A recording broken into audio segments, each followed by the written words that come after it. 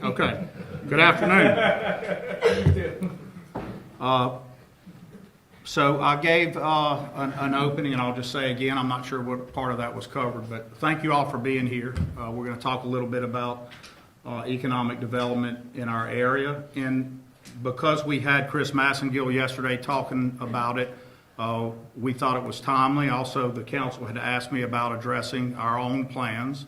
I want to say up front that economic development goes hand in hand with community development, and that they're not the same thing, but they absolutely are sort of hand in glove, and more today, because of the nature of economic development and people searching out places to be, where to locate their assets, where to locate their businesses, where to live, where they want their workers to be. Community development is not only a huge part, it's an absolutely necessary part. It has to be there, and it has to be at a high level. And so with that, we'll kind of talk a little bit up front, just to remind everybody of those two terms, what we mean. It doesn't mean you have to agree. Some people would maybe make different definitions, but I would say that in the purest form of economic development, it's about value addedness. So it's about importing dollars into our area that don't exist necessarily. Does that mean that retail expansion is never economic development? Of course not. You want to have retail that has the available things that any community wants, and you want it to be at a high standard, and you want those to be the restaurants and other shopping options. All of that is part of it. But in the truest sense, when some of the economic development items we'll talk about, I'll make sure I try to clarify it. I'll be referring to those things that are value added. So a new business coming in that brings new dollars in the community that did not already exist. Now, what's the difference with that? And why do I always make the retail comparison? Well, if one retail restaurant closes and a comparable similar restaurant either opens or there's two there, then that's sort of the market finding itself. That's not exactly economic development. Those are the same dollars being rearranged. So just because something closes, if something takes its place, or the market determined there were too many of that thing, too many of that widget, whatever, that is sometimes market dynamics. Now, Mr. Massengill yesterday talked about some what he called macro issues, and I think without getting too much into the weeds about that, he was referring to some things may look very local retail, a type of business, et cetera, that may close in a mall or in a shopping center. But those can be subject to things that are happening on a national level. So they could be in a national bankruptcy, happened. They can be in all kinds of issues that lead to them reorganizing their entire structure, pulling out of certain markets. That's all part of a discussion about where your community is in terms of its community development and economic development. I want to make sure that people understand some of the purpose of this. Particularly in election years, there's maybe a desire to make things about report cards, and I think that's good. That's what election years are about. Particularly in election years, those who are for a group or a person or what's happening in one area may have one view, and those who are against that group may have another view. And so the report card can be skewed as to what one particular group thinks is the relevant part of the report card versus another. But really, if you're doing this objectively, there ought to be a set of criteria that exemplify or show or demonstrate where you are as a community that's objective, that can be applied universally, that are standard things to look at. So if we look at those standard things, which we're going to go over today, I'm going to sound a bit cheerleaderish because there's a bunch of good things happening. If you want to call out one that's convenient to be negative, population can be one. I'm going to talk to you about population, what's happening in our state, in our comparable cities. And it isn't good anywhere if you look at our comps. But that's not unique to Alexandria. So what that means is we have to fight for our own place in that to not be in the negative side of that, right? Let me say a few things in terms of welcome. First, I want to welcome Mr. Massengill here. Thank you for being here. I want to welcome Linda Anderson here on behalf of LSUA. I'm going to talk a lot about LSUA in a minute. And I want to welcome Deborah Randolph here on behalf of the Chamber of Commerce, and appreciate you being here as well. Thank you to the rest of you for being here. I appreciate all of you being here. I see Dr. Lord is here. Thank you so much for being here. I see some of my officials here, and I see at least one council person here. And so thank you so much for that. In my Alexandria, a homegrown bank became a multi-billion-dollar publicly traded institution. In my Alexandria, a really struggling downtown a little over a decade ago came back with the help of entrepreneurs focused on historic preservation, a pretty smart deal on a hotel that was absolutely in disrepair and closing, that was brought back into private commerce through a public-private partnership. Now the public side is completely out of the deal, and the Holiday Inn is green flagged over there and rocking and rolling. In my Alexandria, our riverfront has been and is transforming itself from just a levee that protects our homes and property to that same protection offering a world-class recreation venue. In my Alexandria, our downtown is full of institutions leading education, and more on the way, healthcare, and arts opportunities, punching way above the weight of a city our size. In my Alexandria, we are rethinking how retail can be delivered in a modern world and how connections for our community can be more robust and wholesome. I'll talk about that in the Reignite project at the Alexandria Mayor. In my Alexandria, we are tackling public safety concerns with best practice and making a real, measurable dent in the bad numbers while increasing the good numbers. In my Alexandria, we are coming together to take on a new and bright future and its challenges going forward with innovation, deliberation, and courage. In our Alexandria, we are not bound by the epidemic of negativity and fear about the future of cities in America with automation and new technology and AI. We are empowered by those challenges, and we will stand up to meet them in partnership. So, how to do that? We have talked a lot about the recreation opportunities here and the hubs of activity that can bring, and we have talked a lot about public safety.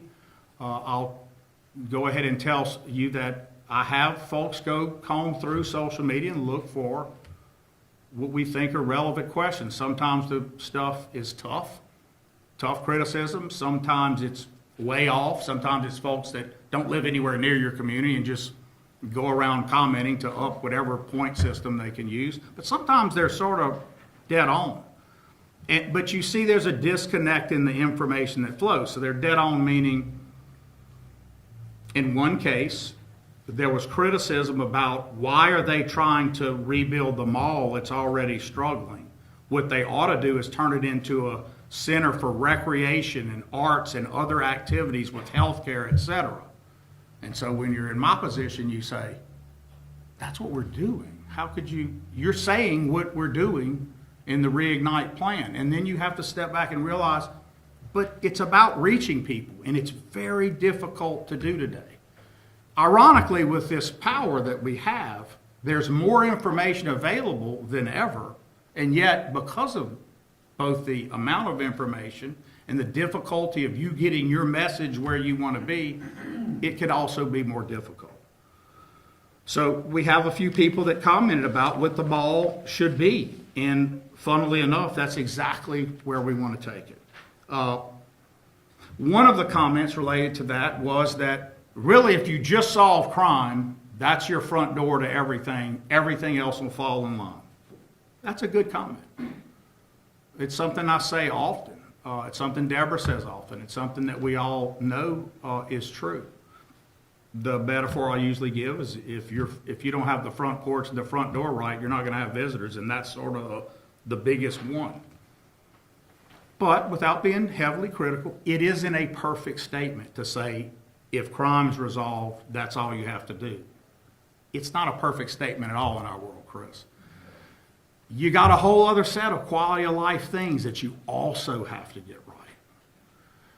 One of them, without question, we'll get into arts and all those things, the things you traditionally think of as quality of life, things to do, we'll call it. Fun dollars being spent, we could call it. But one of the main ones is education. And so when people are looking at an area, they're going to look at that. So crime, absolutely a big one. Educational attainment and what is offered there is going to be huge. If the family's moving, they want to know that all of that works from baby to college. They want to know it works. And if you look at the changes here and what's happening in education, it's positive. We're moving places in education. Really, the attainment is so much better than in this decade than it has been in a long time. And we have a standout, not just in what's happening at the Rapides Parish School Board level. And Chris, forgive me, I won't be focusing on 10 parishes. I'll be focusing on one. But what we have in Rapides is really extraordinary, what's happening. But we do have the stellar standout. We do have a group that's really knocking it out the park. And I can see her over there smirking. She knows what's about to be said. But LSUA is really knocking it out the park. So not only from a leadership standpoint, but just go by numbers. Look at what is happening there. That's what you need to see to not only build pride in the community, but to partner with and figure out new innovation. LSUA can offer new partnerships in science and technology, engineering, math, all of those things where we need to be, and then some. Also in quality of life, things to do, building around them and them building around us. They made that commitment in downtown. CLTCC, the same thing. Doing big things, offering big opportunities.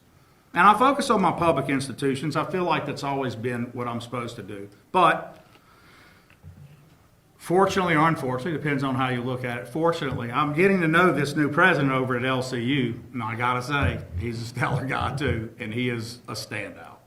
And there's only opportunity for more partnerships with this guy. He is unbelievable. He spoke at our Martin Luther King event the other day and blew everybody away. Not just the resume is great, but he's real easy to talk to, and he's real easy to get excited about in what they have over there. Always been a standout school, so only good things can come from that too. What we know from our data about our healthcare prominence is a mixed bag. We still clearly will show that the data suggests that's not only something we have to be concerned about, it's where we need to double and triple down. I'm going to give y'all some numbers today. I still will go through the vetting process of confirming every number. I will try to hedge for myself, like, look, I think this one's dead on, but I'm still looking at it. So some of these I might give a little bit of pushback because I want it multi-sourced. But I think in using a pretty good group, I checked it with Chris too, we both agree they're good. About 40% of jobs in the region that I'm talking about are going to be healthcare and government related. That's a good thing, depending a little, you know, some people might look at that and say, listen, you're saying government jobs, well, that's not private. So those are government dollars. Government isn't really private sector. I'd love to see that be different because I don't want government overpronounced. I want it all private sector. And I would say that let me say this. Government jobs, where you have a government center, the county seat, the parish seat for us, government jobs matter. Government jobs typically have some level of protection, whether it be civil service, so there's a predictability to government jobs. Banks like that because there's a predictability that you're not just hire and fire at will. There's some predictability that you can go get that loan and you're going to have a certain level of moving up if you're doing the right thing, getting it right.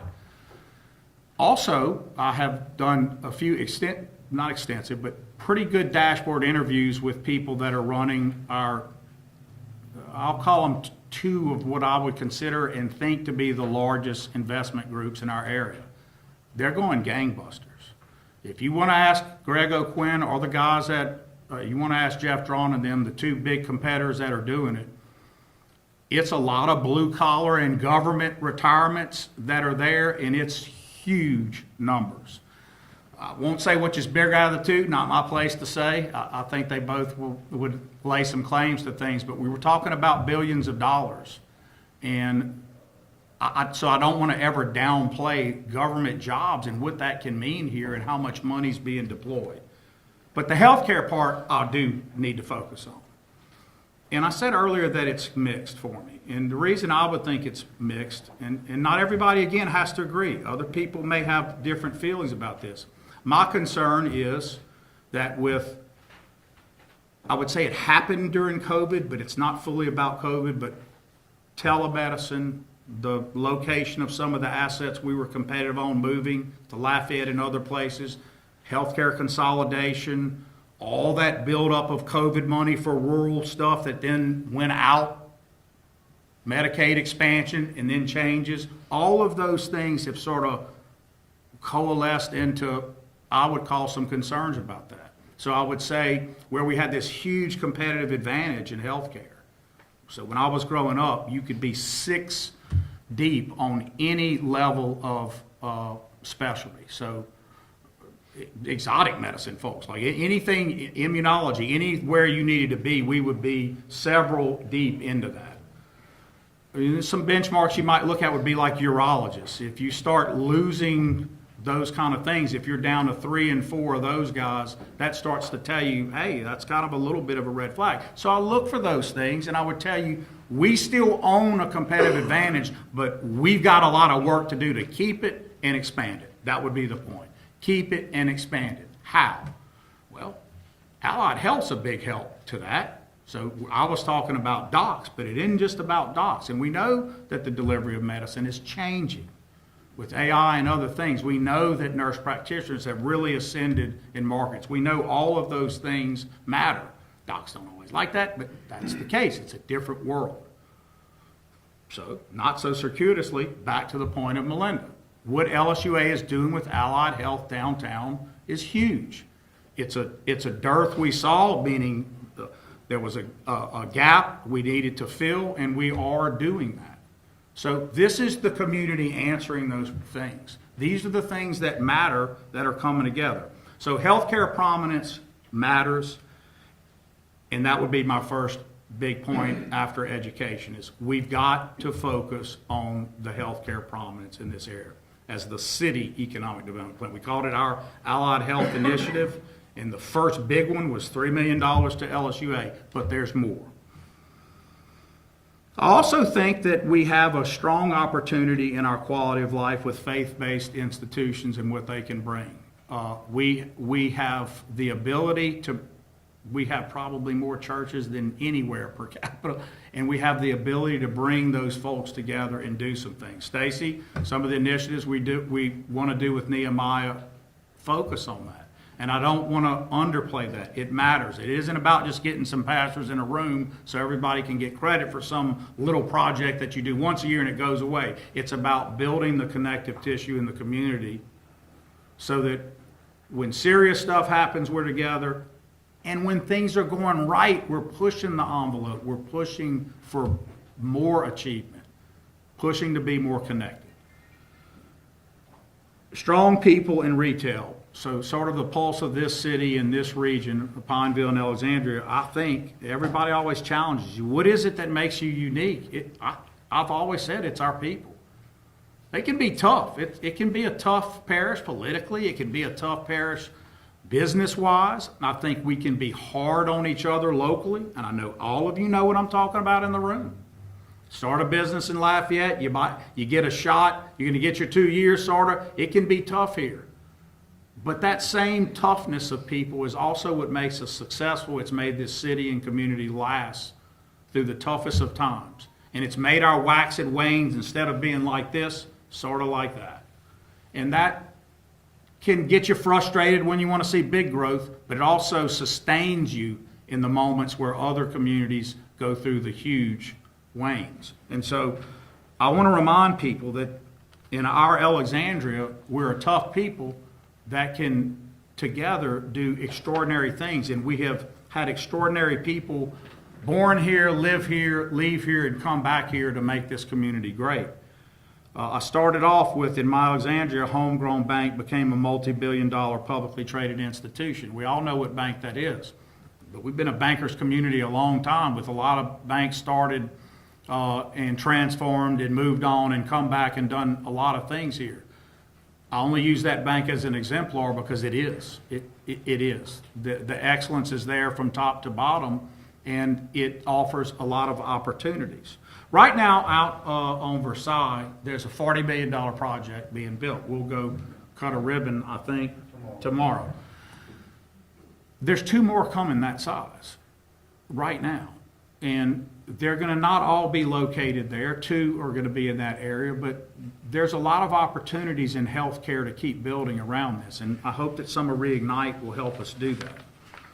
A couple other things people may not know, because we've lost our focus. Chris talked about it yesterday, that he's going to fight doggedly to tell a different story. And some of it gets to be easier. We were voted 7th of 10th in the South and 17th best retirement city out of 50, Travel and Leisure, March 2025. Everyone knows the hunting, fishing, and all the opportunities around here that need to be better capitalized. You talk about community development. Those are opportunities for us. Voted 10th of 30 top places to live in Louisiana, and then for affordability, that category placed 3rd in cost of living among 883 places evaluated. That's Money Inc., May 2025. Those are real opportunities that we have talked about for years, trying to parlay into more. That's someone else's view of you. That isn't a mayor or the chamber or someone telling everybody, hey, look at this, or trying to fake some stats or put something out. Those are people from outside of you viewing you and saying what they think you're about. Yes, they get data from here, but that's what they're plugging in, and that's what they feel about the community. Those are positive things to look at. In community services, we've restored our vets to their prominence. Those are, again, signature things for us to do together. It shouldn't matter. We should all be for those successes, for the River Fet and the Winter Fet.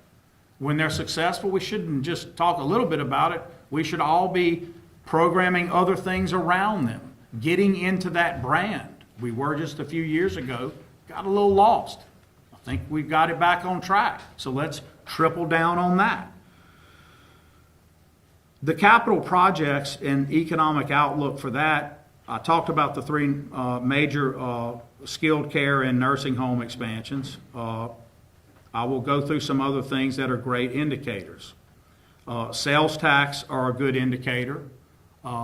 Those have been up for the parish. The city was flat. We're waiting to get our February numbers will be for the last quarter. The city was up. It had some flatness this year. I just heard a report on nationally for that same period. I think we're right in line. I will tell you, the city reports late. We're going to report. We'll know after what the Christmas season was. I don't have those numbers yet, or I'd give them. But Trey, they should come along any day now, right? And we'll know that.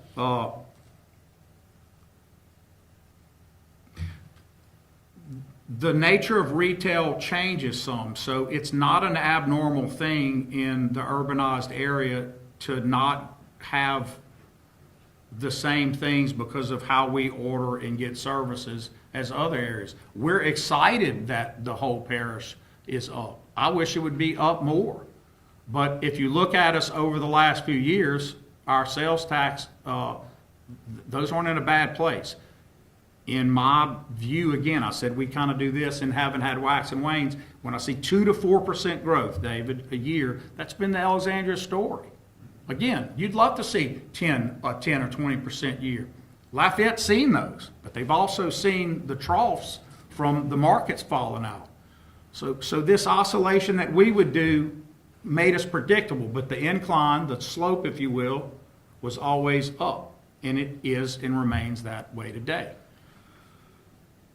That lets you predict if you go out for a bond, if you're borrowing and other things. Those are positive things for cities. That's what you want to see as a financial outlook for cities. Let me give you some others. Permits, housing, development projects, all up in the city. I don't have all the parish data, but all up in the city. Utility usage, we have data on that, all going in the right direction. Car sales and car expansion projects. So this is one that I look at a lot as a local, as a mayor. So I'm not, state level and others, they look at it differently. For mayors, that's an old trick. You want to see what they're doing. If you see Walker expanding, building new facility, expanding out, adding a new brand to sell, et cetera, hugely great indicators. Car guys at that level, they don't like to get that wrong. Their volume, they can't get it wrong. It's how it works for them. So when you see that, those are good signs. I've spent time talking with them. Their outlook is positive, and so is ours. But that's a good one. Healthcare expansion, I talked about earlier. We'll talk some more as we break these down in future ones. But I wanted to give you all a big overview today. We can have some more surgical ones later to carry the metaphor a little bit forward. Annexation, expansion requests. So we get a ton of these requests. Y'all didn't get the surgical joke. That means y'all are getting sleepy. Annexation and requests for annexation, et cetera, all going well. I need to remind you, people may ask us to annex areas in. So that could immediately change your population tomorrow, right? And then you could report population increase of whatever. But is that honest? If they're already right there, is that really expansion? Most mayors would say, yeah, and tell me, why would you say what you're about to say? But that's not how I look at it. I look at it, if they're already there, captured right next to Alexandria, that's not what I'm worried about. What I'm worried about is if I annex them in to push up the Alexandria proper number, and I'm taking in an area that has horrible infrastructure challenges when we're already infrastructure challenged, I have to weigh that as a mayor. Is that responsible? To pump up a number, but to take on new capital costs, so that's going to be recurring expenses matched against revenue that is not exceeding at the same level as the expense. That's not a smart move. So that could correct something as a gimmick right away. But gimmicks, that's not where it's at, folks. So that's something I'm going to be careful about. But it is relevant that you get requested. It is relevant that in addition to annexation requests, there are also new developments in those areas, meaning new housing stock being added, whether you want them in the city or not. Whether the type of the housing stock, we had one national company, it gets a bad rap.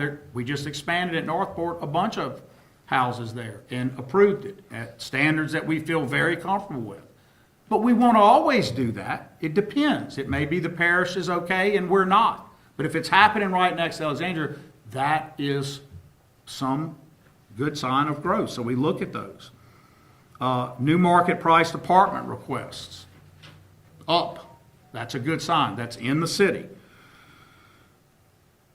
So I had to say the note is on the hunt for large projects, and since I'd written that note a while back because I knew some things that we were working on. So I told Chris yesterday, I would say we're not just on the hunt. We're not just in the hunt.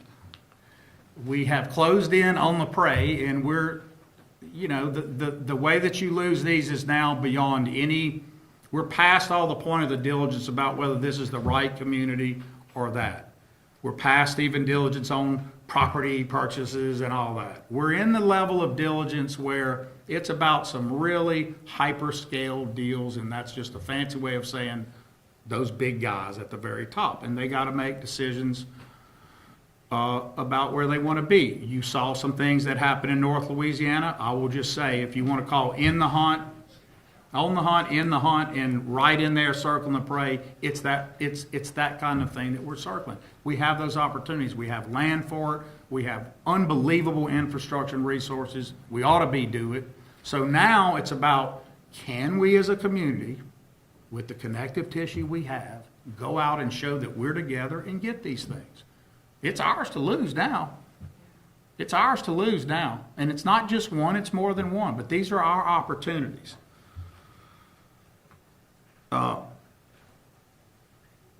There's some big ones, and there's a lot of hard work that goes into getting those. And there can be also environmental concerns about different types of projects. The thing I'm talking about does not have those concerns. I know there are others that people are concerned about, and we'll talk about some of that at another briefing, whether it's about carbon sequestration or other things. Those are all very relevant concerns for cities. I see some faces wince like, oh, don't talk about that. And I know Cornelius wants me to. So here's the thing. We will. It's not for today, but that's not the project I was talking about just now. So that should be a good thing, because it's just not on tap for today to worry about. Utilities, which we'll spend a little time on. When I came in, I feel like it was, that's the wrong word. I won't say I feel like. It was, without doubt, from a mathematical standpoint, in an existential crisis. And there has been about a $25 to $28 million swing for the better due to changes that we made as managers. That's not raising a single rate anything, not one bit. And all of this is independently audited and backed up, and we'll talk a little bit about that in a minute. But I want to tell you where I'm going ahead. Stop bashing the utility. It's your biggest asset. I went over with Chris yesterday some things that I don't think he knew yet about the community, about how it can be used here. He was like, Jacques, that's a massive opportunity. So, y'all know I'm fond of acronyms.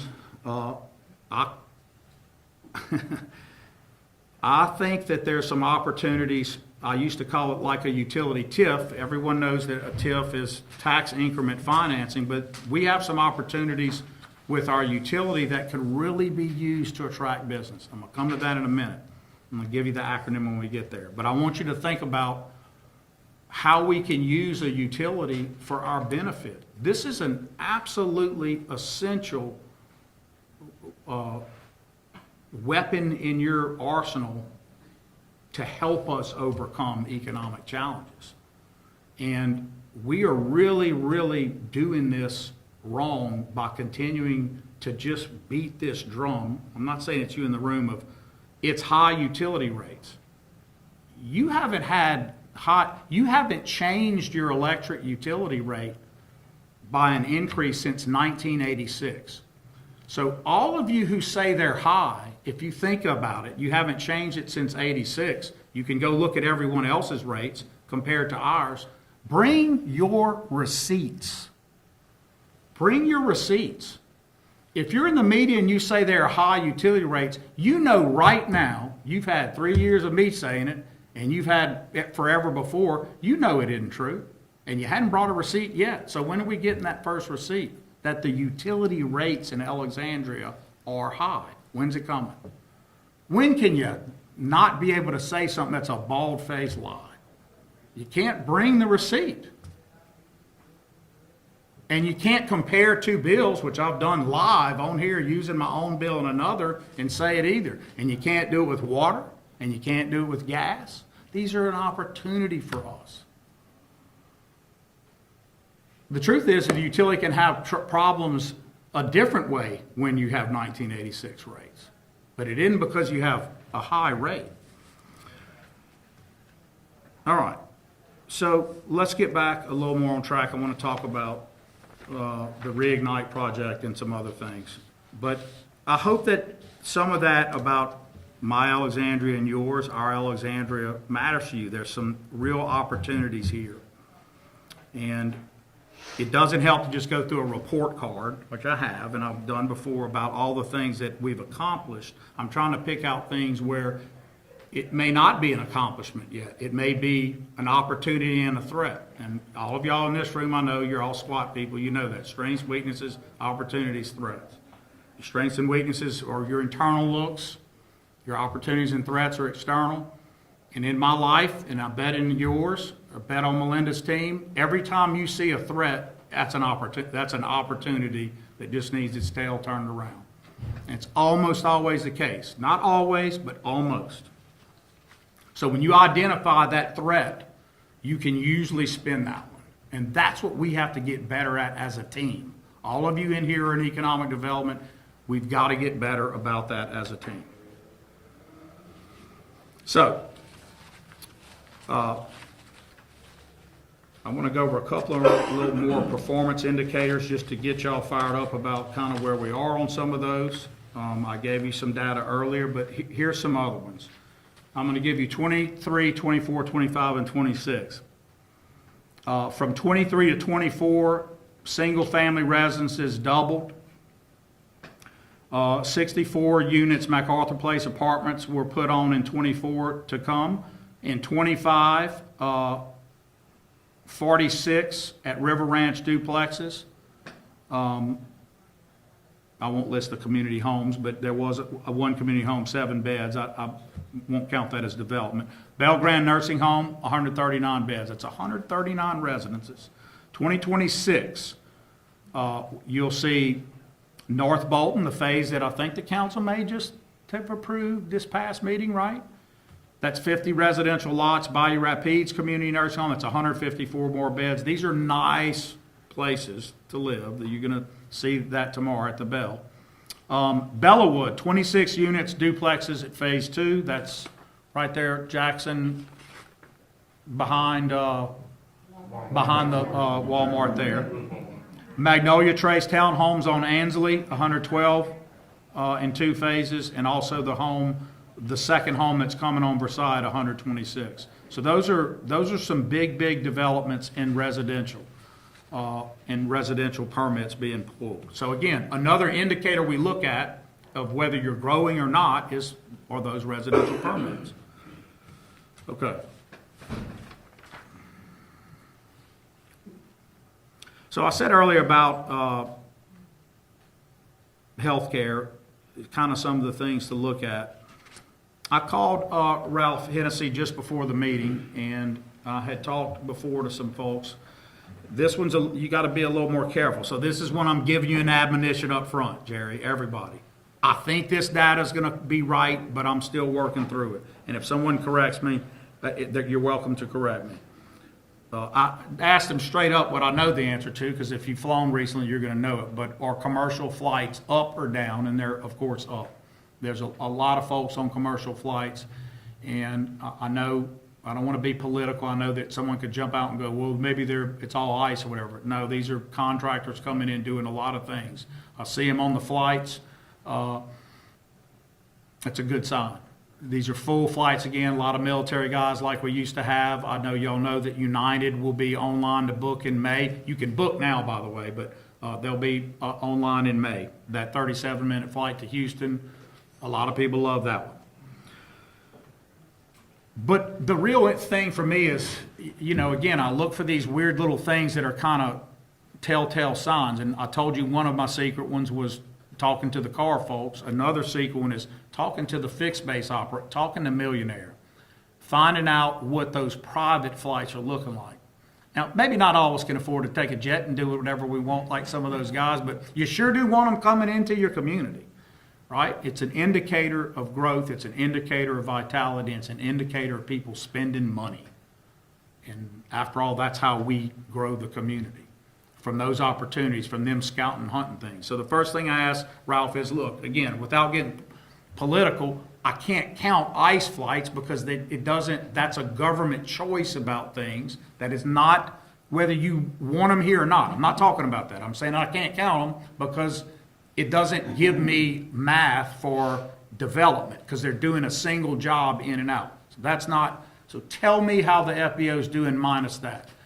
I'm going to have that data soon. Some of you may already know it, but I was assured it's still up. So even if you minus that out, it's up with other development here that are doing other things. I want to dig a little more into that, so I'm reserving my rights on that one. But if that is significant, that's an interesting other indicator for you to look at and be positive about.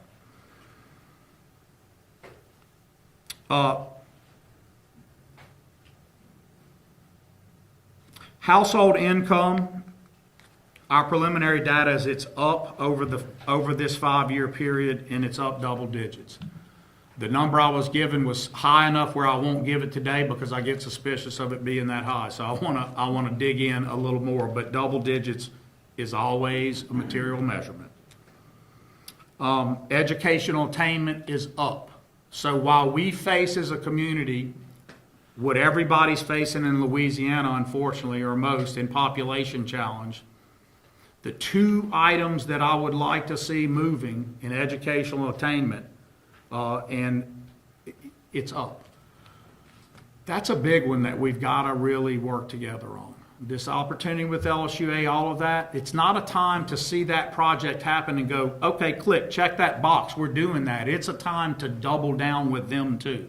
So Paul and his group announced some things. We had a conflict on our schedule with the lieutenant governor here, so it all got messed up. I didn't get to hear what their plan was into the future in person, but I would just say that everybody needs to get in with them on that plan, and they need to think about how we can help them achieve more than, I promise you, they'll be shooting for the stars, but we need to help them do that better. And LCU too. Those are going to be big opportunities for us. So let me talk a little bit about Grow with Alexandria too. We have a website up, Grow with Alexandria. I would encourage people to go look. There's a lot of data in it, and we're about to do a revision of that with more data. That's going to be something important that I think will give people some real-time dashboard information about the community, where things are, and where we want to go. So please pay attention to that, because Grow with Alexandria will not just be informational. It's going to be, ultimately, I put out a job spec for it. We have not filled it. I still want to fill it. It's still exactly what it is. When we get people, there are people very interested in this job all over, and it's not filled. We're trying to think of how to fold that into some things, quite frankly. I was waiting for Chris to get his feet settled to think about his own team, where things are. Chris has 9 to 10 parishes that he's going to be dealing with.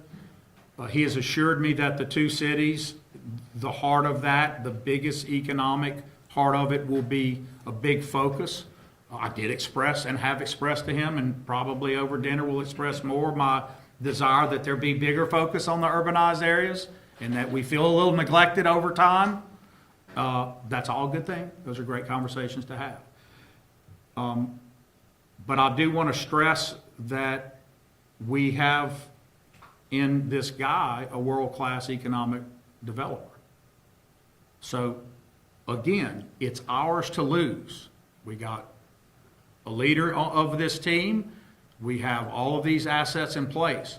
Focus on healthcare a lot, and focus on education, and we're going to be able to move some things. I have not mentioned yet the biggest, if you will, cluster industry in our area, and that is Royal Martin as an entity, and that is wood and wood-related products as a cluster. And we have to figure out every way we can to see them continue to innovate and be the great leader that they are. And I can assure you they're always thinking of new things to do and new ways to innovate in that area. And those are things to support. As a community, we can never be about, well, look at all of that. They're doing their thing. Let's not worry about that. We have to figure out how to wrap around those things and make them do better. They're after all creating a massive amount of jobs in our region. And I can assure you, while Roy may be retired, he's thinking about new things that he wants to do and other offshoots of that I've heard and will not betray, but would say to you, it's smart and it's exactly what we need to be thinking about. And I hope that he continues to do that. I also would be remiss when we talk about the community development side if I didn't say this. I find him personally and his crew to be in a particularly philanthropic phase in life, philanthropic commitment in life.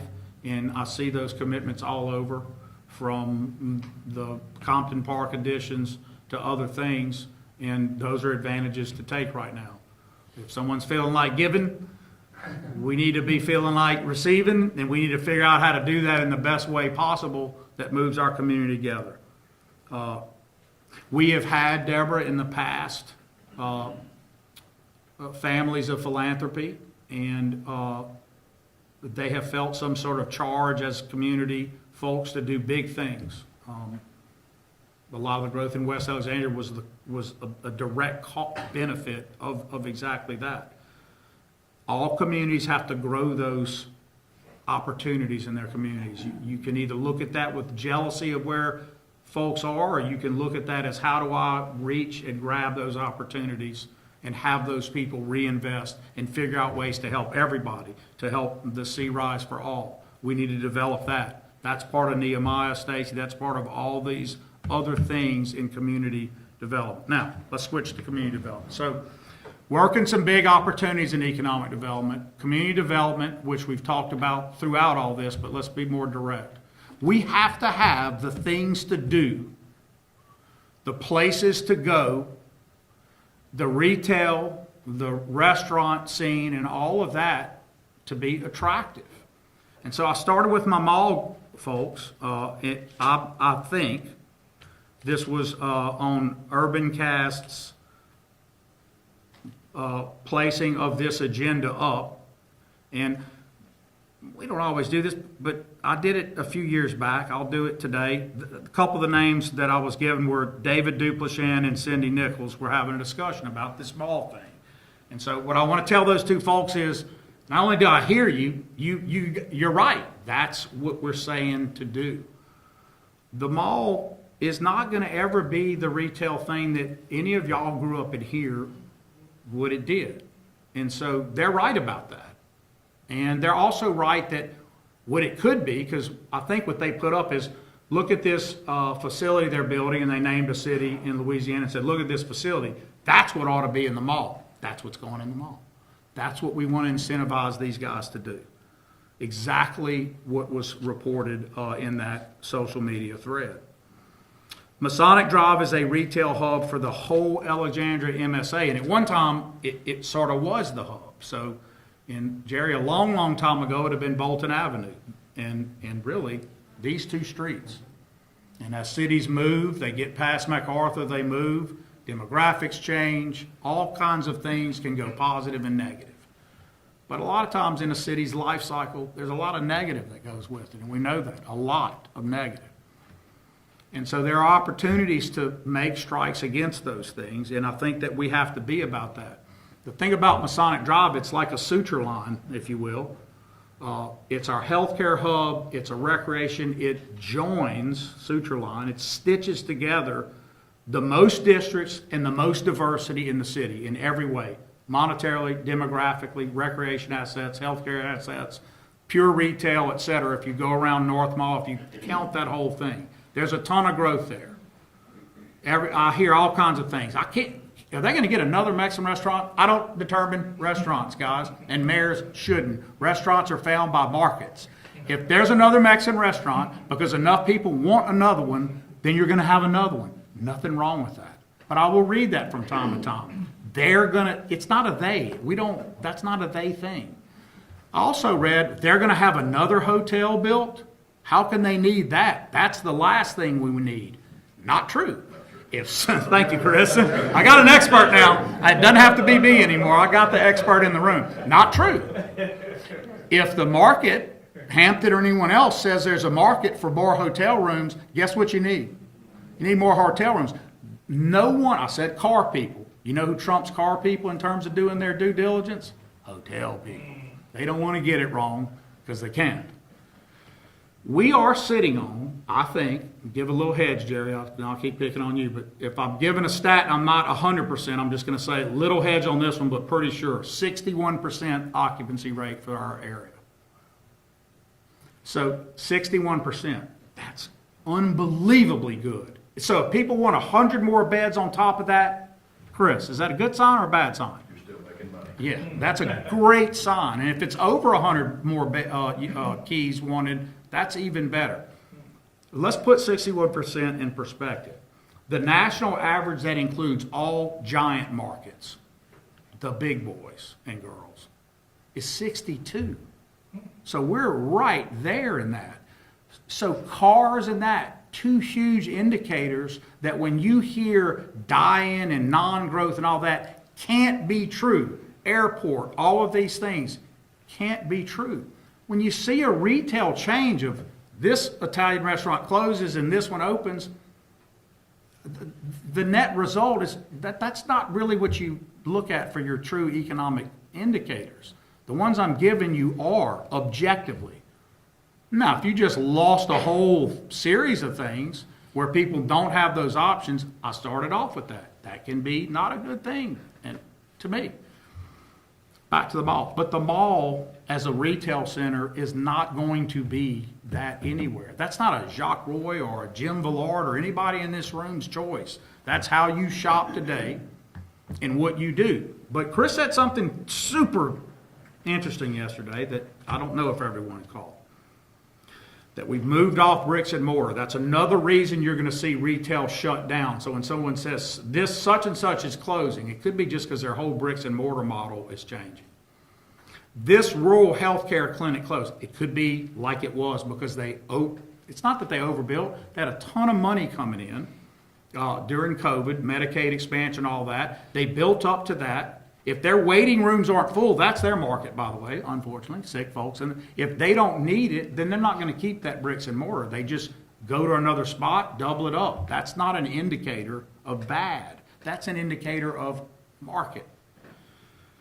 So Chris said yesterday, you're going to see some movement back to some bricks and mortar for certain things. This is where we are on this omni-channel shopping that I keep talking about. That's the opportunity for this mall. To have a real place where this suture line in our city joins all of these areas where live, work, and play. I had a strong feeling about it. It's not something that's magical to me. It's data that we've collected for years. That's why I felt that Reignite corridor was right. My team felt it was right. We had data that was piecemealed from everywhere. Now we have the data specifically seeking that, and it all bears out. So I think that we're going to have a real opportunity there. So what is Reignite? Without extraordinary intervention, that Masonic corridor is at risk. It's bleeding out housing and it's bleeding out opportunities. Are there some positives? Yeah, the docs just built a big surgical hospital right behind where another one was. But their other surgical hospital is closed and it's now, they could rent it, they can offer it for whatever. But the missed opportunity was we were circling a real opportunity to have them anchor a building in the mall to be that first one. Couldn't make that happen in time. We're dealing with a tough group at the mall, not the mall folks, one of the owners. I won't name the name. Serious. And we've got to work on that. But that opportunity was missed because of that, and now we have that. So you have one new building being built. That's a good sign. But there's plenty of opportunities there. But that corridor is at risk right now. But if we intervene now, Deborah, we can make that corridor into something spectacular. The location of healthcare, recreation, quality of life that surrounds the mall on all sides is tremendous.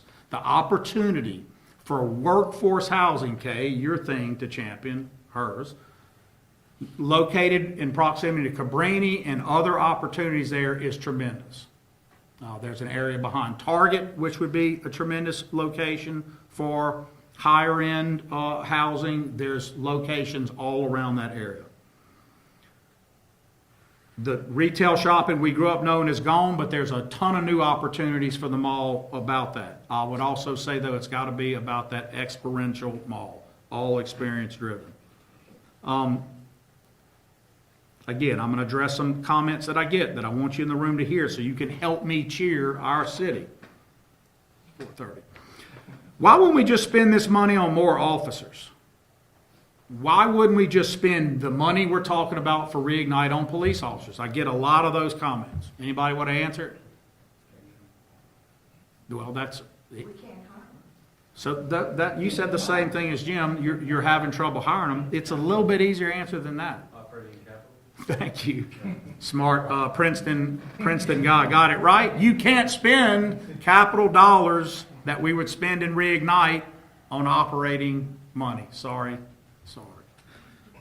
You can't spend the money that we would spend for Reignite on hiring people because the money by vote of the people is restricted to spending on capital, bricks and mortar, those kind of big things.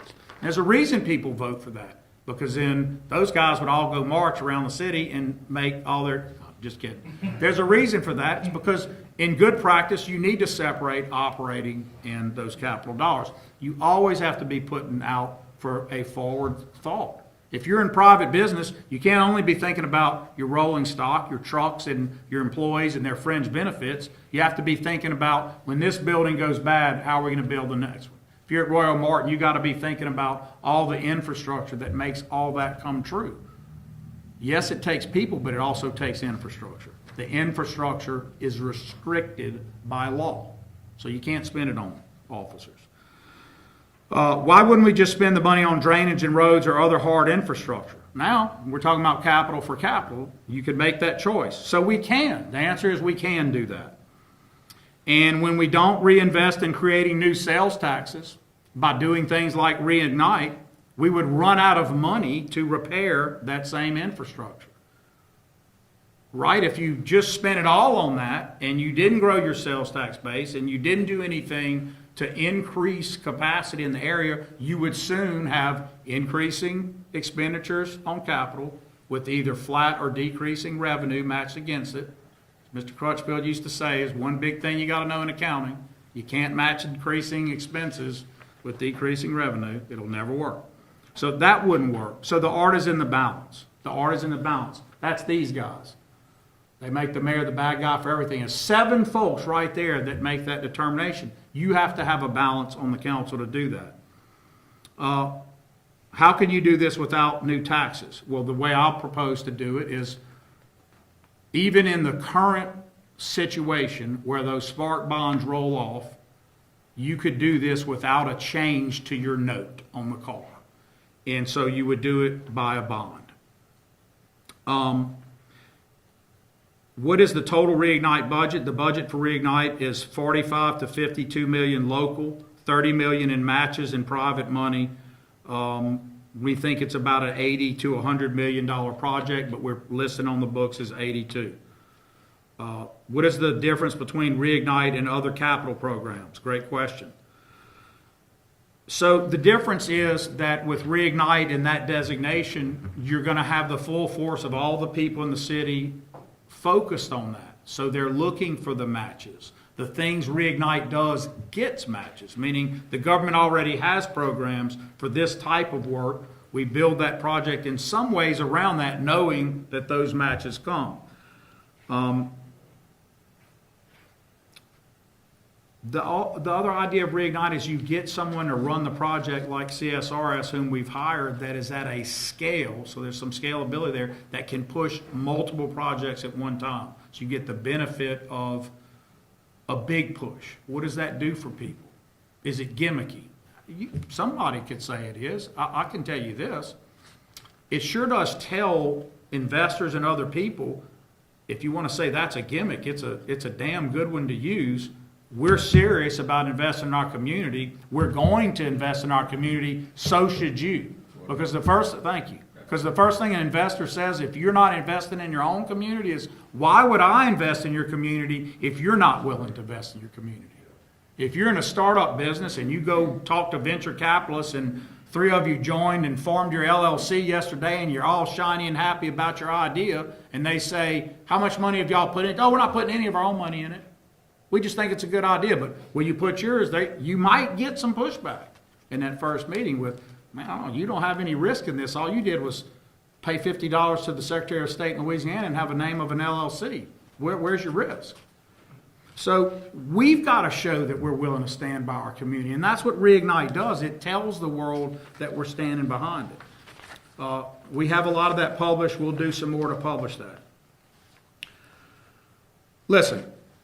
Location, location, location. We've got opportunities here more than ever where we're close to a lot of different areas that really we can make some things happen. And I think it's important. Deborah and I used to laugh about this. Everybody was always saying, you're in the center of the state. You ought to do whatever. And there's a lot of truth to that. But then there's also, because of the way markets shift and technology is what it is, well, so what? It's not enough to just be in the middle. It's also nice to have a beach. It's also nice to have a giant port. Those things aren't in the middle of the state. But they also are subject to some hurricane damage. And they're also subject to insurance policy rates that are high. There's a lot of challenges there that we don't have. So right now is a very good time for us to push those things. So LSUA, CLTCC, hospitals and healthcare, those things I think are the both community development and economic development things we need to focus on. We need to build and maintain a local pride program that reflects the values here. Chris talked about that yesterday.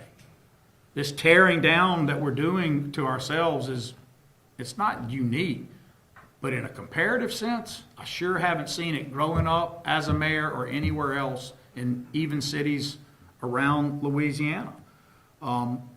I sure do see, even in Monroe, with lots of sort of mirror image numbers to us, I don't see them tear down their area the way I think that we do here. And we've got to be our best cheerleader, because after all, no one else will if you're not willing to do it. I brought population numbers to you guys because I just want to put an end to this. I know that'll be the new thing. It's political season. So, okay. If crime rates are going the right direction, you've got development, y'all are working hard, you've moved the utility into better practice, all these things are happening. What about population? I hate to tell you guys, but if you look at 30 of the largest cities and all the MSAs in the state, 18 of them lost population from 2020 to 24. I'm not happy about that. That's my whole state. And I know that the governor lately has shown, we had a moment of there's been some good things happening, but I will just tell you, Louisiana is not over the hump of its challenge in population loss. We're just not by a long shot. We've got structural issues in the Constitution on financing and other things that we can keep throwing out what we're doing right. They're just going to be some obstacles. Now, I think Susan Bourgeois and those guys are doing a tremendous job, and I think it's going to go a long way. But some of our population issues, Melinda, are challenges in the health. We're unhealthy, it's educational attainment, it's poverty. Those things are going to continue to haunt us if we don't make some changes. I've looked at 2010 to 2020, 2020 to 24, and 2010 to 24, the overall. Now, I don't know if you guys have looked at that, but there's more minuses than not in this list. And the idea that, oh, well, this city next to you is growing. It's not. I don't want to name any of the sister cities around us by name because they'll think I'm picking, but there's minuses by everybody. And our parish is not picked to do well. As Chris said, quit saying that. I said, I'm the cheerleader. I hardly ever say it. But he caught me yesterday saying it. He said, that's only true if we don't make the interventions. And that is the way to say it. But our parish is not predicted to do well in our MSA if we don't make the interventions. It's not an Ellick thing. It's a all of us thing in this region. So I'm getting well beyond Alexandria. But we certainly aren't the biggest loser in this. We keep getting compared to Shreveport. Not sure why because of the size difference. But Shreveport over 2010 to 24 is a minus 12%. Baton Rouge a minus 4. New Iberia was a minus 12. Natchitoches a minus 7. I mean, there are cities and towns that you think, oh, Louisiana is challenged in this. We're going to have to do some things different. And I'd love to tell you it's just some leave in one area to get in the surrounding area, but that's not necessarily the case. Again, we could do some gimmicky things and change the Alexandria proper population tomorrow. But it would be just that. We got harder work than that. We've got to create a quality of life and a connectedness, if you will, with education and those partners like we never have. And here's the truth. This is a good thing. It's going to sound negative. It's not. Like we never have, meaning because we never have. That's the negative. Because we never have had it. We have that opportunity with LSU and LCU right now and the community college. These opportunities that we didn't have. So shame on us if we don't take advantage of them because we didn't have it. And I blame some of that on our delegations in the past. Central Louisiana always seemed to get left behind, Chris. You're going to hear that a lot from your partners in this room. And they're going to be able to tell you a lot of stories that prove it. I'm telling you it's absolutely true. Every time something was up to be here or somewhere else, it didn't come here. And I don't know, there's no one to blame. It's just we didn't do, whatever it was it took to get it, we didn't get it. We can't be that anymore. So, trends, challenges, opportunities, clear capture of opportunities in health and recreation. We need these data connectors. I didn't say data center. But we need data connectors. That's going to be big. The vacancy rates in that Masonic corridor are a great opportunity. So the threat is we're losing housing in that area.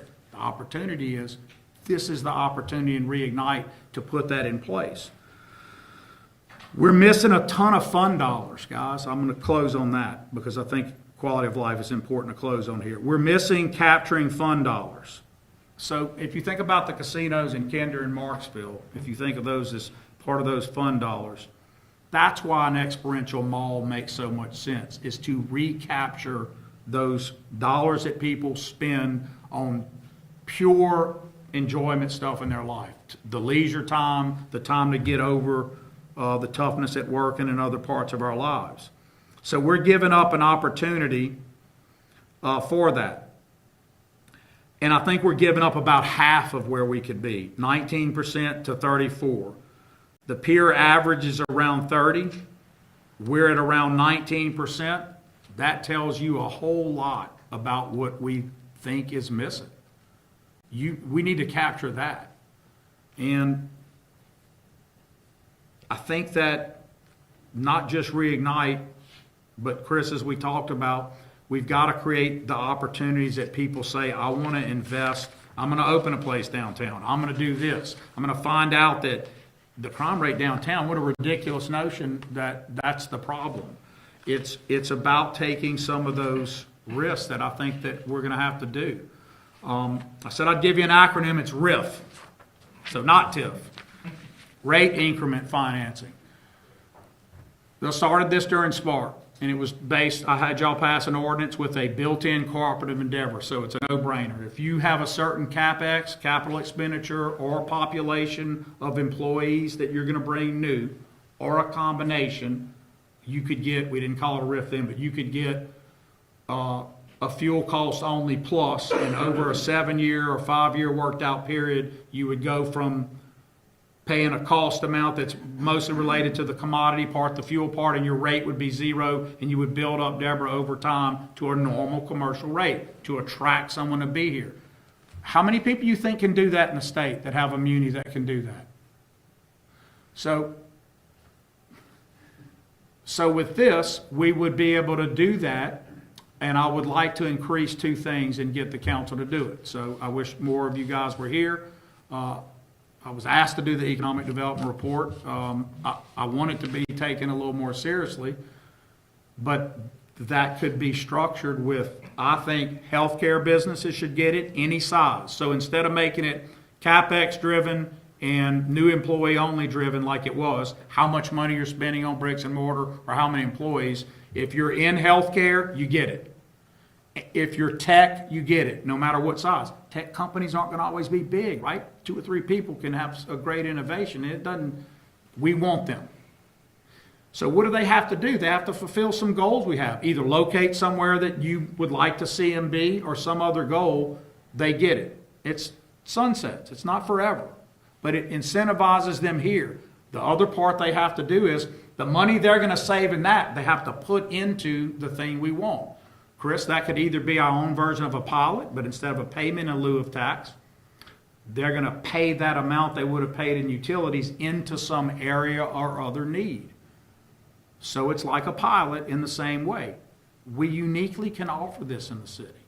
This is a huge opportunity, which is why I put audited utility results, Mr. White, on the agenda.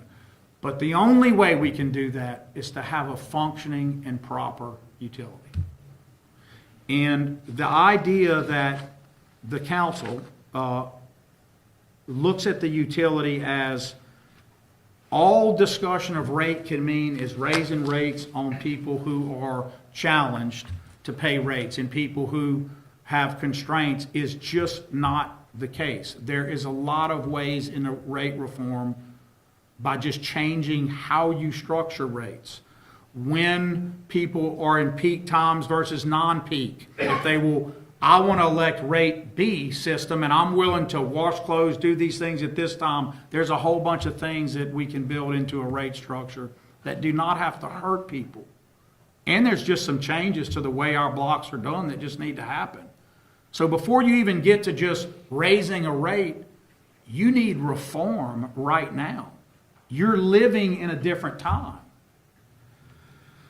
I believe you guys have an obligation to do it under law. Louisiana doesn't make a distinction between nonfeasance, misfeasance, and malfeasance. We all do. We think of malfeasance as criminal.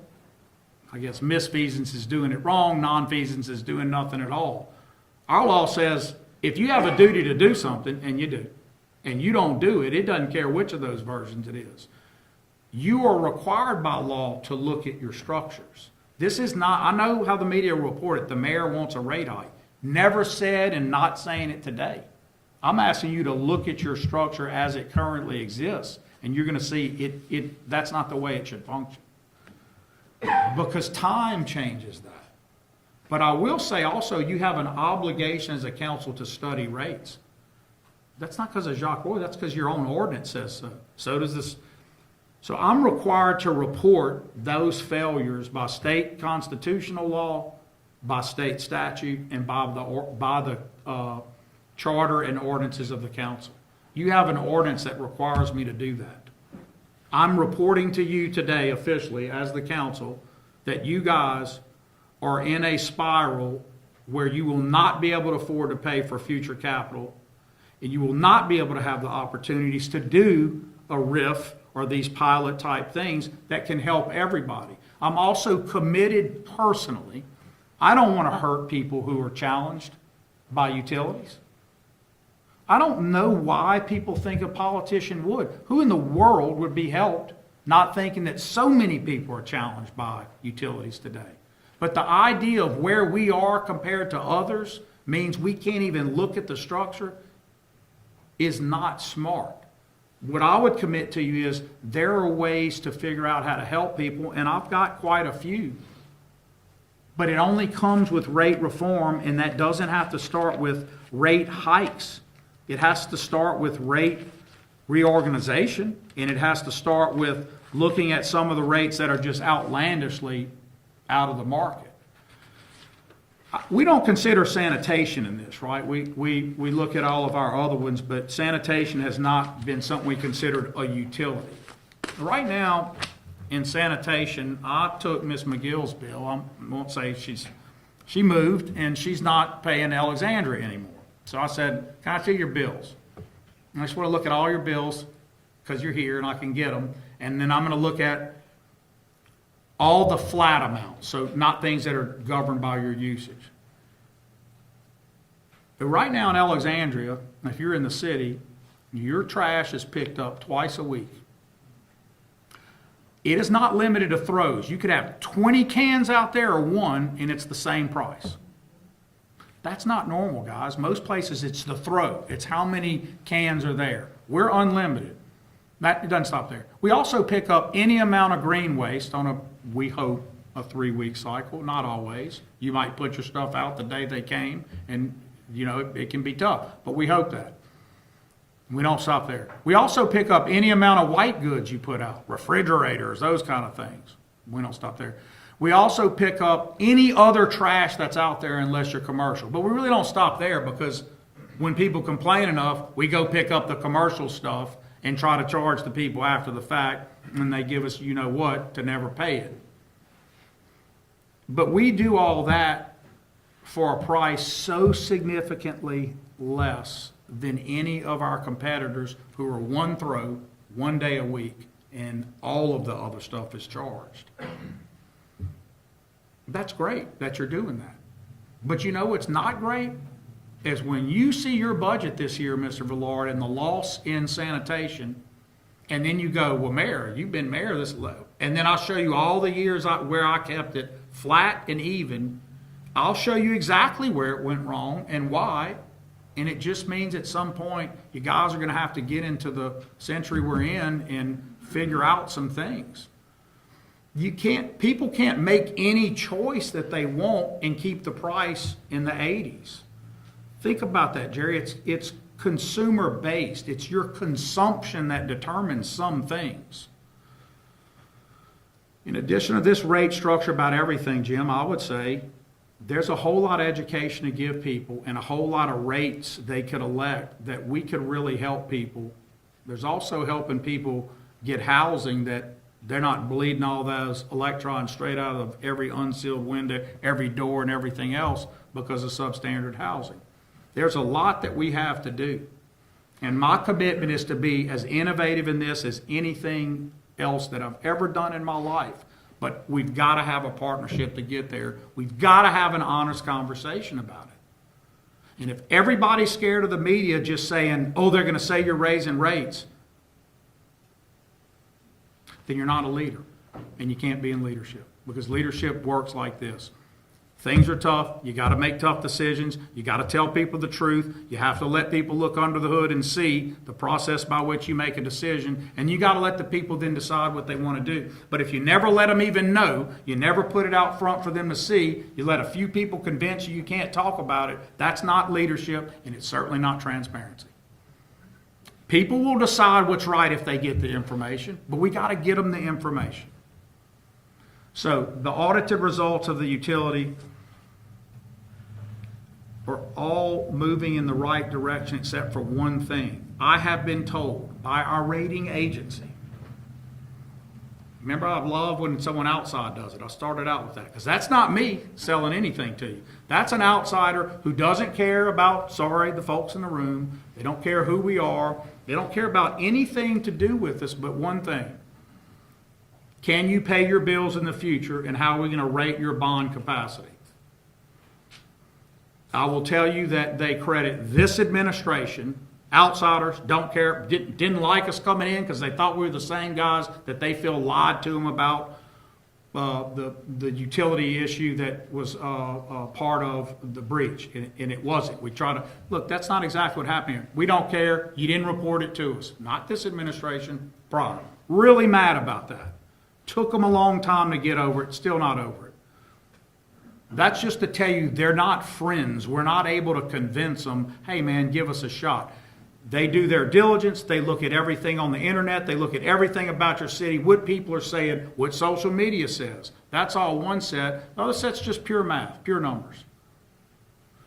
They looked at our decisions. They looked at our collection policies that made them fair to people and right again. They looked at all those things, and we got a stability back. We were not, they didn't consider it stable. When I left office before, we were in great shape. We had A's by our bond rating. We're a triple B plus now and stable. We were not stable before we made these decisions. But they also listed from our audited findings everything about what we had done right and what they're saying is going to take us back to non-stable and ultimately a junk bond rating, which means you're never borrowing again against this asset I'm trying to convince y'all to use, your utility. And that's if y'all don't at least review rate reform. Quit listening to naysayers who are just trying to divide you for no reason other than division. You are obligated by law and you're obligated by your independent rating agency to look at those structures. This isn't from me. This is from third parties. I can get Chris to come stand here, who's a nationally known expert, who's going to tell you, I can't even believe we're having this conversation. Is this real? Y'all have 1986 rates, and you don't think you have to at least look at how they're structured. I did adjust the electric rate one time since 1986. I did it. I lowered it in 2013, I think. Probably one of the best moves. Because I lowered it because all the other ones were so loss leader that we were trying to show people, look, this is what it does to your household. Remember, we put up a board. This is how minute this will be for all of you at home. But if y'all don't let us show how this adjustment occurs, because it never makes the agenda, it doesn't do anything, you're going to lose the one asset that allows a 50,000 city to punch at the weight of a 75,000 population city in terms of our bricks and mortar ability, our capital project ability. And you guys wearing uniforms, that utility, all of that, that's what makes it all work for all of us. You should care as much as anybody about this. And I know the two of you in this room know that, because we've been having a lot of meetings about it for years, and y'all were independent guys and go look. But that utility is the most important economic development asset, hence why it's on my agenda today, that we have as a city. Other than the people themselves in this city, that's an asset we can use. So you just got to make a hard decision. Do you want it or not? But all the stuff that it can make mistakes about that happen in utilities, those can happen. But is it functioning right? Now, I was asked about double billing. We just went through a full cycle of redoing everything in it to modernize how billing occurs, how people can pay bills, and all of that. In that cycle, that Hanson, I think is the name of the company, who's been with us for years, recommended, it wasn't a double bill. In February, 2 bills came where the payments are due too close in a month. I'm not happy about it. Because they'll look at the software and say, no, it did exactly what it's supposed to do. It's just a short count and that's happening. I'm like, no, that's not how people work here on fixed income. And they were told that, and I think they kind of pushed it anyway. So I have to decide, and I'm in the investigation. I know you're shocked because I'm going this deep in it, but sorry. But I have to decide, was that a human error that someone told it that was okay, or was that pure software? Y'all heard us report that we went through 2 tabletop exercises to make sure nothing went wrong. First time, bunch of glitches, so we didn't launch. Second time, clean. This is a little different. This could be a person made a decision that it was okay to do that because it didn't overcharge. I know Cornelius used double bill. No one's getting double billed. You're being billed only for your actual usage. It's that 2 bills came in a cycle that's too short. That can happen all the time. That was never our problem, Jim. Our problem was, when I came back, no bills came in any amount of cycles, so people would get 5 bills due at once. That's what was wrong when we put Restore in place, is too many bills. This is a lot better issue to have, and it should be a one-time thing because it's a glitch. But I have to determine in my investigation that started yesterday, is it a human error? And if so, it doesn't mean someone's fired or in trouble. It means, but why would you make that decision? Why would you not get, to me, that people need 1 bill on 1 cycle? So I said I was going to talk about it today. It's done. I did. We'll talk about it some more at the proper time.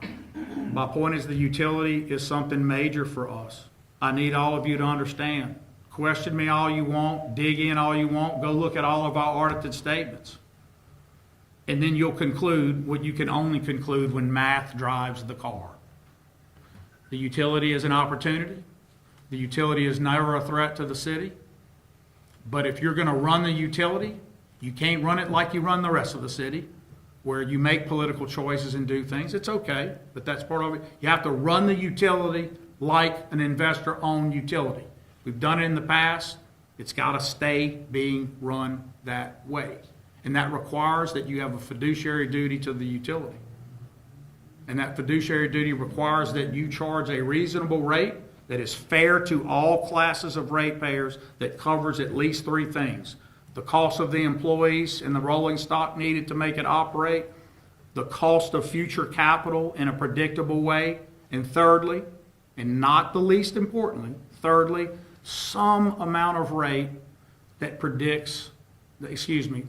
deals with the rainy day. It doesn't have to be a crazy, it's got to be something. And if your rate structure doesn't cover those things, it isn't proper. It means you're going to lose your utility. And I just have to tell you that according to our rating agency and according to the studies that Cure has done, independently, didn't weigh a day in on them until they came out. That's where you are. But I have ways to do it where it doesn't hurt. We just got to engage. So just because Cure may say you have to do this, that doesn't mean that we can't look at it and figure out different points to get somewhere that are different. Do you follow me? So your experts, David and all them, they're going to come in and tell you got to do X, Jim. I would come in and go, we can get to X a different way. Let's do this. But you got to get the rate studies, and you got to read them and dig in, and then you got an opportunity for this utility to mean something. All right, I'll take questions from the council. We got one member here today. You got any? You talked about recreation and the Masonic car. Anything planned for Bringhurst? Not Bringhurst Field, Bringhurst Golf Course. I got a call from, I'm sure you put them up to it last weekend. Got a call from the Friends of Bringhurst last weekend. Wanting to know what is mine? What am I getting? Where is it? So of course, but I would say that their needs. So whenever I talk to them, we get in deep. It's always, we want this historic par 3 to kind of stay where it is. They don't want it to be. It's a special place. It's the oldest in the country, and we get a lot of requests like, "Let's light it up. Let's do this. Let's do that." And I'm stuck, Jim, because I have to weigh Chuck Fowler in my ear on it, what it should be, and everybody's got an idea of what that little course should be, and so until the people of Alexandria tell me differently or y'all order something differently, I keep defaulting to it staying quaint and functioning like it does out of respect for it. It may sound strange. I would not give you nearly the same answer about the links. We should be pumping that thing up as economic development. We should be making that as great as we can all the time, invest in new stuff. I get that. But this one, I just think it sort of is what it is, and it shouldn't be a whole lot because it can't take a whole lot. So if you just had tons of people on it all the time, then it wouldn't be this special thing. I don't think it needs to be in Reignite proper because I think its needs are not at a level where we can't just do them all the time. Having said that, if you want to, it would be nothing to add a project to it. The big ones so far have been lighting it up for night play. Not a good idea. Been through it with them and they now agree that's not what they want. They have wanted some sort of clubhouse or other kind of thing there. I would tell you, again, there's a lot to think about whether that's what you really want at that spot right now. When the corridor is where we need it to be, with the SWAT building at one end and all those different pieces, I would probably have a different answer. But they've also asked about bathrooms and other stuff, and I always tell people, putting bathroom assets in parks, there are unforeseen consequences, or foreseen consequences to do that. You just have to think about it and be careful. And what are you trying to do there versus keeping it sort of how it is historically? I'm open to whatever y'all want to do. When is, one more question, I understand you leave, spending there. When is the SWAT team, It's out.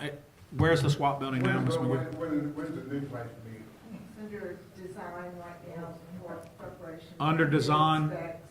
So they're building a package now. It hasn't been put out at all, right? And is CSRS doing that, or did we? Yes. And same way with the clinic? Same with the clinic. That's all connected. It would be ultimately the clinic.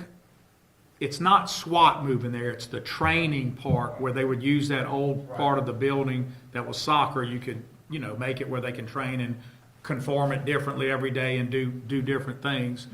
But it also would put the CSOs in it, and so you'd have a nice security element to start off that corridor, which would help the whole corridor, help people feel better, help the park sort of clean up a little bit.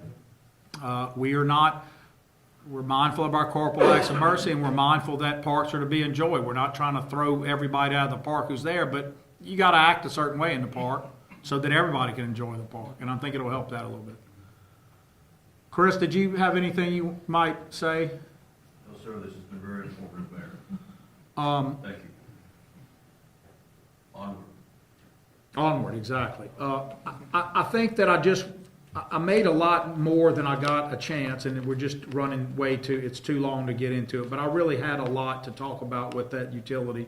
I think I covered the generalities, but I want y'all to know my commitment is real about how we can work through this. But it's gonna take some community work, and it takes community leaders and other people to weigh in. Everyone needs to watch out for income challenge in this. And it doesn't have to be harmful in that way. It has to be addressed. And I really could not stress that enough. You can do some things on commercial that alleviate that burden, Cornelius. There's a lot of ways to do this. But it's totally unfair to say, we're not going to talk about it because we know it's a trick and that's all y'all are trying to do. I'm not trying to do that. That doesn't help me politically, and it doesn't help me as a human being. I don't say that. I understand you don't, but it's an I just figured out that's the only reason you're the only one here. No, I was like, if they talk about the utility, I'm not going. There's a clear opportunity for public-private partnerships with our utility that we need to do. And there's a clear opportunity right now, and this will not always exist, ladies and gentlemen, but right now, our relationship with CLECO also allows a clear opportunity for partnering. Right now, won't always be. Wasn't always before, as we know, but right now, with the current leadership there are opportunities. And I think we need to take advantage of those, or some other decision needs to be made. But if y'all decide you're getting rid of it, first of all, the people have to vote. And second of all, make sure you tell them how much their bill's going up when they get off of Alexandria. Make sure you tell them the cost to change every light that gets added to their bill. Make sure you tell them they don't have a political body to decide rates anymore. Oh, you thought the Public Service Commission, is that what you were going to say? They can add any amount of fees and make sure you tell them. I got a bunch of CLECO customers that live in the city that are I have a bunch of CLECO employees who live in the city and are my customers. They don't mind our bills. BSC requires a term. Yes, yes. When you compare your CLECO bill to your Alexandria bill, you are comparing just your electric to our entire set of utilities. You have to carve out electric only. I say it, 20 times a year or more, and people still do it. It is so significantly lower. I brought all the graphs, but y'all aren't going to believe them anyway. You'll say it's made up, but we're the lowest almost all the time. I have it right here. From the wrong list. Okay, so anything else, Jim, about that? Do you think that there's any wherewithal that your council will at least look at this stuff? I don't see why not. Oh, that- Well, I don't feel like that was an answer. If not, we may be taking over. The state may take over our utility. Well, the state, okay, so I'm not trying to correct the councilman in here, but the state ain't gonna be interested in running what y'all won't run here. They're not gonna take it over. They're gonna tell you, they're gonna get rid of it for you or put it in receivership. Yeah, they're gonna do something, but what we can do with utility rate reform, help those most burdened with utilities by educating them on usage, optional rate plans if they comply with the usage plans, assistance with housing contributors to high costs, and other reforms. Like going from my head, I'm reading it now to make sure I said it right. If in good utility practice, a utility can perform better and contribute to economic development directly through our rate increment financing and allow the city to incentivize designated industry to locate here for amortized performance-based utility structure that directly and indirectly measurably benefits our ratepayers. This is our unique opportunity. We need to take this opportunity. Here was June, July, August, and September. The orange bar is us. Not everybody can see it, but this room can. The orange bar is where we rated against our peer utilities, most of them in the state, most of the systems. We missed it in September by 1. And this is what's called the Northeast route, but this is just about every month. I had one couple this past weekend get it. I was saying it, and the wife said, "That's great that she believed it." She was like, "I'm there. I believe you. We're that low." And the husband said, "Honey, that's terrible That means you're so you can't be the last one. You want to be somewhere right in the third or whatever. And I thought, man, this guy should get a prize for this, but I didn't want to get in their mayor jersey, so I didn't say a word. I don't want to circle our friends at Clico, but they're not where we are. They're on the list. Okay. I appreciate everybody being here today. We can unpack a little more of this. I know we went a long time, but there's a lot to say about economic development, and there's a lot to say about where we stand. And there's even more to say about the opportunities that Chris and the team can bring, and Deborah, and all the hard work that's happening. But the one place you got to start is we all got to be on the same page. It's always an election every it's not a 4-year, it's a 2-year cycle for the city. Is always going to be something. That doesn't mean, as Deborah always says, you can't quit working during the periods of whatever. Like, you want to get it perfect, so we're not going to do anything at all. That's not going to work for us. We got to stay, at least with our non-elected folks, helping them get their jobs done and not divide ourselves against ourselves. And I think that that's a problem. And I hope that we'll start cheering a little more about our community. All right, anything else? Can I ask? Yes, Cornelius, you can ask. Was this AI or was this a person that did the double bill? I'm just asking. If you promise to not say double billing, because you know that's not what it is, I'm going to answer the question. Call it receiving 2 bills in too short a cycle. Okay. Okay. You agree that's what it is? You don't I have to. agree. I'm kidding. Go. You don't have to agree. I can't make you do that. I thought I'd try. It was not AI. That's a good thing. The programming that creates the decisions looks at the council ordinance and how many days you have from each end period, and it does some calculations. That's not, Excel could do that before, not AI.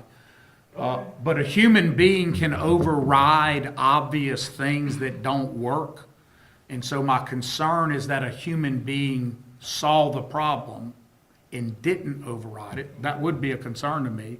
But my bigger concern would be that a human being didn't think that was a problem.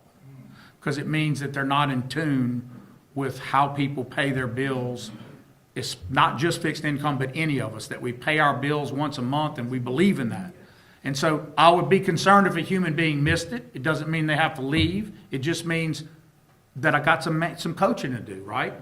That a human being should have called it. Not only should not have let it happen, but should have thought, should I run this up 2 more rungs on the ladder? Should I be making this decision? That's how I would say it. Should I make this decision without asking someone above me? And the fact that that didn't happen means, with all the beauty of the new software, a human being still missed something that I'm not okay with as of today. Does that answer you? Can I ask one more question? Yes, sir. Simple question. Yes, sir. People are worried about being cut off. A lady 70 years old come, and that's one of the main worries. Being cut off. Do you have your statement? Mr. Caffrey, just go ahead and read the statement. We'll issue it. The answer is no. We're not going to allow. Thank you. We have caught. We'll make sure of that. But go ahead and just read the statement in the record. That was the main thing, because a lot of these seniors, and I happen to be a senior citizen now, so they're just worried. They get paid once a month, the first or the third. So Cornelius, we didn't want to create a worry that wasn't there yet, but we wanted to be prepared, and we know that you had said something last night. So you did your citizen work, and you're about to hear the answer. This past December, we upgraded our customer information system, which among other things handles our utility billing system.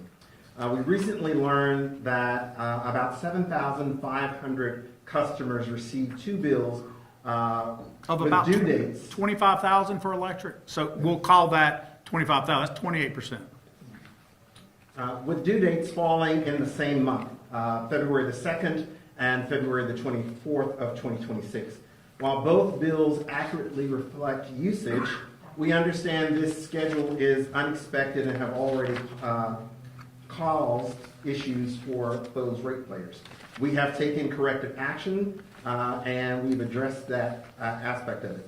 For those people who were affected, and this is the important information, this is a one-time upgrade and this should be a single occurrence following our December system upgrade, and we will monitor it closely.